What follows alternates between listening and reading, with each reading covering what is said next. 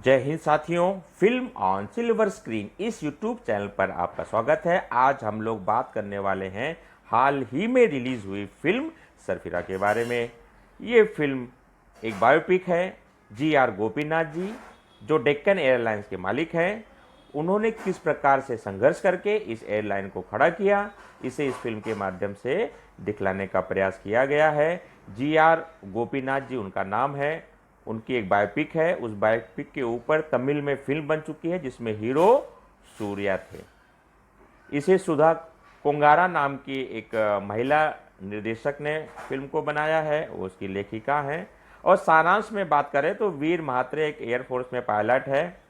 वो पहली low cost airline देश में शुरू करना चाहता है जिससे कि आम से आम आदमी भी, गरीब आदमी भी हवाई यात्रा कर सके। लेकिन उसका एक कंपटीटर है परेश गोस्वामी, वो नहीं चाहता है कि सस्ती एयरलाइन शुरू हो और उसके काम को वो बार बार रोकता है। आगे चलकर हम देखते हैं कि वीर सारी बाधाओं को पार करके वीर महात्रे की एयरलाइन शुरू हो जाती है। ये तो कहानी का सारांश था। अब हम लोग कहानी के मुख्य धारा में शामिल होते हैं। कहानी की शुरुआत होती है 1977 से। वीर को देखने के लिए लड़की वाले आने वाले हैं, वो आते हैं, बातचीत होती है तो वीर अपनी बात सामने रख देता है क्योंकि अभी वो काम पर नहीं है और उसका सपना एयरलाइन खोलने का है। उसकी बातें सुनकर लड़की वाले लौट जाते हैं, लेकिन लड़की रानी के मन में वीर के बातों से वह उससे इम्प्रेस होती है। दोनों दोबारा मिलते हैं और वो भी अपना सपना बताती है कि उसे एक बेकरी खोलना है और दोनों अपना सपना पूरा करने के बाद में शादी कर लेंगे।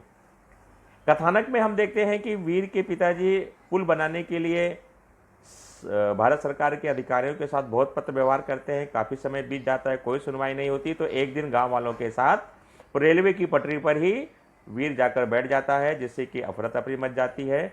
स्वयं पुलिस को फ़ोन करके वीर के पिताजी आंदोलन को ख़त्म करवाते हैं। वो गांधीवादी हैं, वो किसी भी प्रकार की हिंसा का साथ देना नहीं चाहते। यहाँ पर पिता पुत्र में मतभेद होता है और मतभेद इतना बढ़ जाता है कि वीर अपना घर छोड़कर चला जाता है। वह मेहनत से काम करता है और एयरफोर्स में पायलट बन जाता है। लेकिन उसके मन में एयरलाइंस चालू करने की जो सपने होते हैं, वो सपनों को लेकर वो दौड़ रहा होता है, भाग रहा होता है, तो नौकरी छोड़ देता है। उसका साथ वहाँ 2 पायलट भी देते हैं। अब वहाँ से वो स्ट्रगलिंग टाइम शुरू हो जाती है वीर की। क्यों? क्योंकि पैसा तो है ही नहीं। एयरलाइंस चलाने के लिए तो करोड़ों रुपए की ज़रूरत है। अब यहाँ से वो बहुत सारे उद्योगपतियों को मिलता है, बैंकों से मिलता है, लेकिन उसके पास कुछ डिपॉजिट रखने के लिए नहीं है, तो कोई भी उसकी मदद नहीं करता है। एक दिन किसी काम से वीर हवाई यात्रा कर रहा होता है तो उसका रोल मॉडल परेश जी उसे दिखाई देते हैं, जो जैज एयरलाइंस के मालिक हैं। दोनों के बीच में बातचीत होती है और उस बातचीत में परेश वीर की बेइज्जती करता है क्योंकि लो कॉस्ट एयरलाइन के कारण जो है एयरलाइंस में बिजनेस में कमी भी आएगी और लोगों का स्टेटस भी गिर जाएगा, बड़े लोग का। क्योंकि परेश का मानना है कि एयरलाइन सिर्फ बड़े लोगों के लिए, इसलिए उसका किराया ज़्यादा रखा हुआ है। और यहाँ से वीर उसे बता देता है कि वो कुछ भी करेगा लेकिन वह आम आदमी के लिए कम कीमत वाली एयरलाइंस शुरू जरूर करेगा। उसकी बातें एक व्यक्ति वहाँ सुन रहा होता है। वो उसे मिलता है वहाँ पर और उससे बोलता है, भाई तुम अपना मुझे प्रस्ताव बताओ। वीर के पास जगह नहीं है बात करने के लिए, तो बगल बाहर ही आता है और बगल के एक साधारण से होटल में बैठता है, मसाला डोसा खिलाता है और अपना प्रपोजल उसे बताता है। उसका प्रपोजल सुनने के बाद में बिल जब 20 रुपये आता है तो वो बोलता है, अरे कितना सस्ता था, स्वाद भी अच्छा था। अब यहाँ पर वीर उस व्यक्ति को समझाते हैं कि अगर यही मैंने बगल में 5 स्टार होटल है, अगर मैंने यहाँ इस इडली डोसा को खाया होता तो इसका बिल 200 से 500 हज़ार रुपये भी हो सकता था। क्योंकि 5 स्टार होटल की कास्टिंग, मैन पावर, ये सब, और ये भाई का मैन पावर और कॉस्टिंग यहाँ पर कम है, इसलिए 20 रुपये का है और 5 स्टार में ये 500 रुपये का है। ये बात उस बिजनेसमैन को समझ में आ जाती है और वो इस काम में लग जाता है। लेकिन वो एक शर्त रखता है कि कम से कम 45 लाख रुपए की व्यवस्था उसको करनी होगी। कॉन्ट्रैक्ट बनाना होगा, प्लेन के एग्रीमेंट के करना पड़ेगा प्लेन वालों के साथ, तो आगे वो फंडिंग करवा सकता है।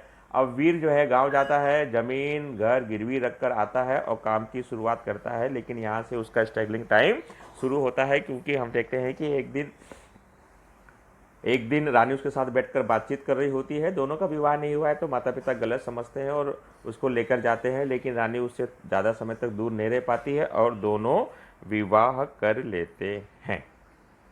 ये तो हो गया वीर की व्यक्तिगत जीवन। अब जो यहाँ से उसका स्ट्रगलिंग टाइम शुरू हुआ है, क्योंकि परेश बिल्कुल नहीं चाहते कि गरीबों के लिए एयरलाइन शुरू हो, क्योंकि वह उसे अमीरों का ही स्टेटस बनाना चाहते हैं। अब यहाँ से उसके हर काम को रोकते हैं, जैसे प्लेन का कॉन्ट्रैक्ट कैंसिल करवाना, प्लेन को उतरने नहीं देना, रनवे नहीं देना। अब यहाँ से जो स्ट्रगलिंग शुरू होती है, यहाँ तक कि डीजीसीए के लाइसेंस भी नहीं मिल पाता है। किसी तरह वीर राष्ट्रपति अब्दुल जे कलाम जी से मिलता है, वहाँ पर अपनी बात रखता है, तो राष्ट्रपति की बात तो माननी ही पड़ेगी, तब जाकर उसको काम मिलता है। लेकिन वहाँ भी वो डेलीगेशन डाल देता है, बताता है कि भाई ब्लूप्रिंट लाओ, कौन सा हवाई जहाज ले रहे हो। अब कोई भी कंपनी देगी नहीं, फिर भी वीर किसी भी तरह से, वीर को एक दिन आइडिया आता है कि ऐसा क्या किया जाए कि एरोप्लेन खरीदने का कॉस्टिंग कम हो जाए। तो उसकी बीवी दाना डाल रही होती है, तब वह देखती है कि छोटी चिड़िया भी आई है, बड़ी चिड़िया भी आई है, छोटी चिड़िया एक दो बार खा के उड़ जा रही है, बड़ी चिड़िया बार बार आ रही है। तब उसे एहसास होता है कि अगर प्लेन का साइज़ छोटा होगा तो वो नीचे कम ऊंचाई पर उड़ेगा और फ्यूल भी कम होगा, इस प्रकार से वो सस्ते में पड़ेगा, तो क्यों ना हम इस प्रकार से छोटा लाएं। तो वो कार्गो को एरोप्लेन में कन्वर्ट करने की योजना बनाता है। इस योजना में वो सफल भी होता है, लेकिन हम देखते हैं कि उसकी पहली ही फ्लाइट फेल हो जाती है, उसमें से धुआं निकलने लगता है। परेश गोस्वामी ने ये कांड करवाया है और वो मीडिया में कर कहता है कि भाई ये प्लेन सेफ नहीं है, लेकिन वीर उसका मुंह तोड़ जवाब देता है। वो सामने से आता है और कहता है कि नहीं, ऐसा नहीं है, मेरा प्लेन सेफ है, मैं खुद मैं, मेरी पत्नी, मेरी माँ, मेरी बच्चे साथ में ट्रेवल कर रहा हूँ इस दिन इस समय। और उसकी योजना इस काम कर जाती है। उसका एक साथी एक वेबसाइट बनाता है, टिकटों की बुकिंग होती है।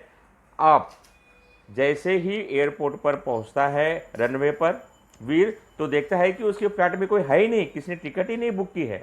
वो बहुत दुखी होता है, उदास होता है, क्योंकि प्लेन में कोई है ही नहीं। लेकिन 1 घंटे के बाद में उसके साथी का फ़ोन आता है और बताता है कि मेरी गलती से ये सब हुआ है, वेबसाइट में कुछ गड़बड़ हो गई थी, वो प्लेन अकेला नहीं था, उसकी सारी टिकटें बुक गई थी और इंडिया में जहाँ जहाँ एयर डेक्कन उड़ी है वहाँ वहाँ भरपूर बुकिंग हुई है और अपने पास तो 2-3 महीने का एडवांस बुकिंग भी आ चुका है।